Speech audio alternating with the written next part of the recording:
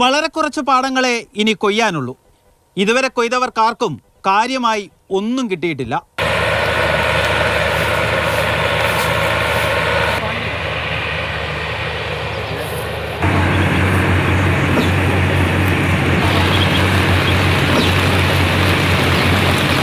പക്ഷെ വളരെ മോശം എന്ന് പറഞ്ഞു കഴിഞ്ഞാൽ ഞങ്ങൾ ആദ്യത്തെ വിതച്ച് അത് വെള്ളം കയറിപ്പോയി.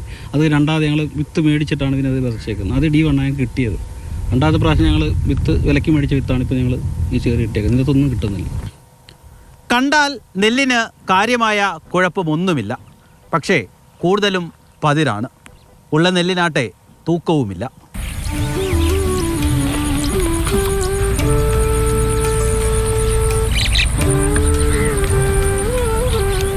കഴിഞ്ഞ പ്രാവശ്യം 25 കിൻഡലിൽ ഒക്കെ കിട്ടിക്കൊണ്ടിരുന്നതാണ്.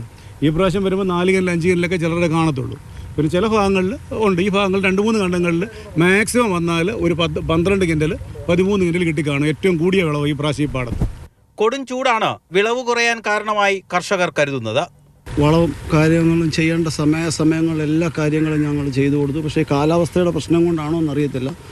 കുടം ഇങ്ങോട്ട് വന്നിട്ട് അവിടെ വെച്ചാൽ ഇത് പതിരായിട്ട് അങ്ങ് പോവുക. 10-15 ലോഡ് കയറി പോകുന്നതാണ്. ഇപ്രാവശ്യം 1 ലോഡോ 2 ലോഡോ ചിലപ്പോൾ കാണും. വേനൽ മഴ കർഷകരുടെ നഷ്ടം കൂട്ടി. വലിയ കിഴിവാണ് മില്ലുടമകൾ വാങ്ങിയെടുത്തത്.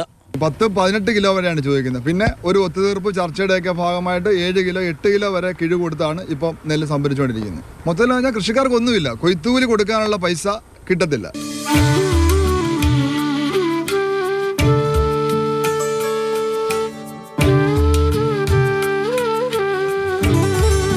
വിള മോശമായിരുന്നെങ്കിലും അടുത്ത കൃഷിക്കുള്ള തയ്യാറെടുപ്പുകൾ കർഷകർ ആരംഭിച്ചു കഴിഞ്ഞു. ആലപ്പുഴക്കാരനായ കൃഷിമന്ത്രിയുടെ ഇടപെടൽ കർഷകർ പ്രതീക്ഷിക്കുന്നുണ്ട്.